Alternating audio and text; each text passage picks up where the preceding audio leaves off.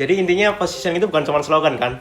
Iya, tapi kalau dijelasin ke dosen tuh harus jelas. Masalahnya otak gue udah penuh dari tadi. Ini baru jam segini, tapi rasanya kayak udah sore. Fokus bentar ya, kita kejar dulu yang STP nih. STP itu gampang sebenarnya, tapi susah kalau cuma teori. Duh, kenapa sih kalau ke kamu tuh selalu gini?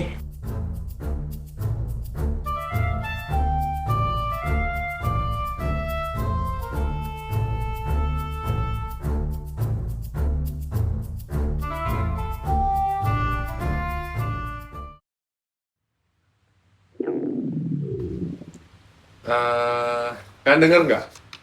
Dengar apa? Perut gue. Serius nih, jam segini juga gue udah lapar banget. Di rumah gue cuma ada cemilan doang sih. Ya udah, cek dulu. Yaudah gue cek bentar ya.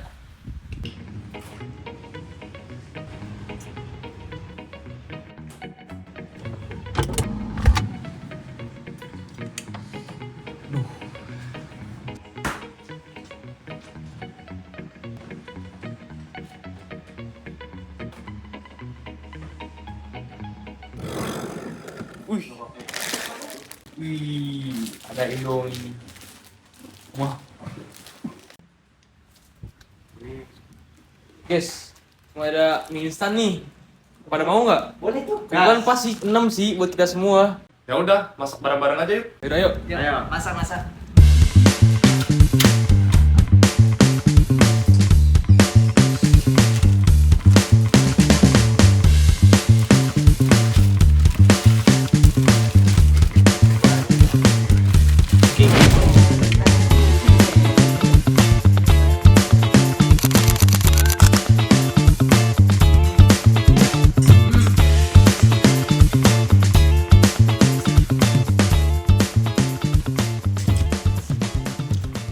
Fix sih, ini penyelamat hidup.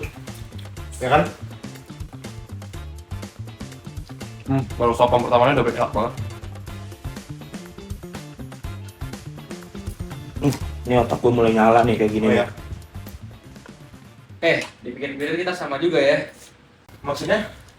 Kita nih, mahasiswa, ya, kerjain tugas, kejar deadline, lapar, pengen instan. Wah, Itu tuh segmentasi, melihat dari kebiasaan hidup dan kondisi hidupnya. Oh, berarti produk-produk kayak gini tuh emang lihat apa targetnya kayak orang-orang kayak kita ini ya? Iya, bukan buat semua orang, tapi buat yang mau praktis aja. Nah, makanya pas lapar nggak mikir panjang. Kayak otomatis kepikiran kan? padahal nggak ada yang nyuruh ya. Nah, itu berarti udah nempel di kepala. Positioning itu yang melekat di pikiran, bukan di iklan. Pemirsa, di tengah makin populernya produk mie instan di Amerika Serikat, popularitas produk mie instan Indonesia juga terus meningkat hingga mulai marak dijual di rantai supermarket besar di Amerika Serikat. Selengkapnya dilaporkan jurnalis VOA Randy Wicaksana dari Summer Food Fancy Show, New York.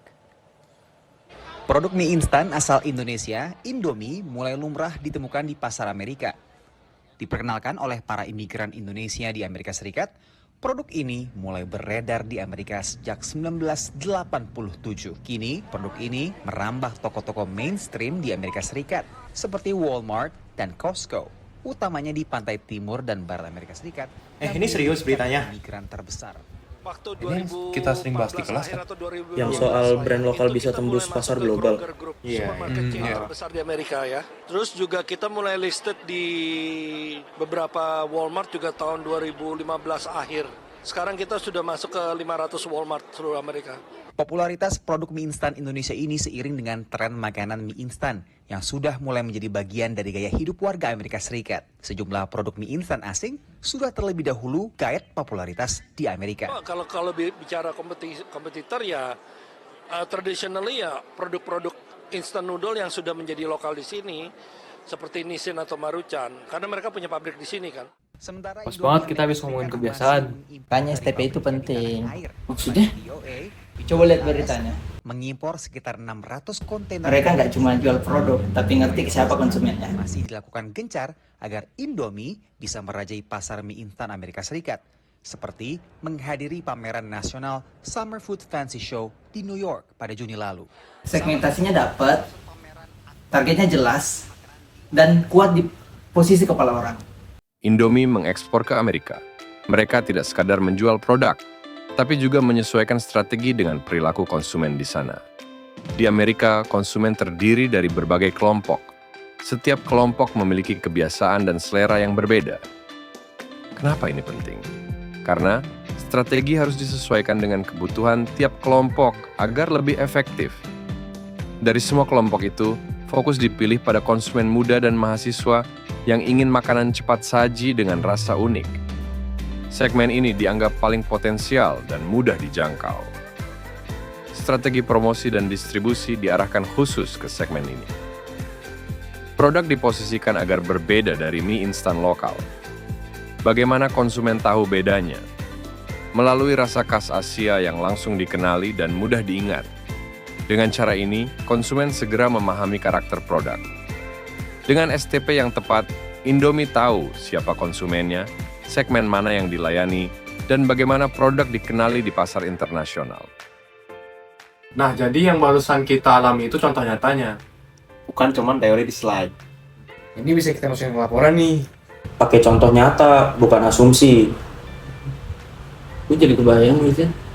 Ternyata yang sederhana bisa berdampak besar ya. Karena strategi yang baik selalu berangkat dari manusia.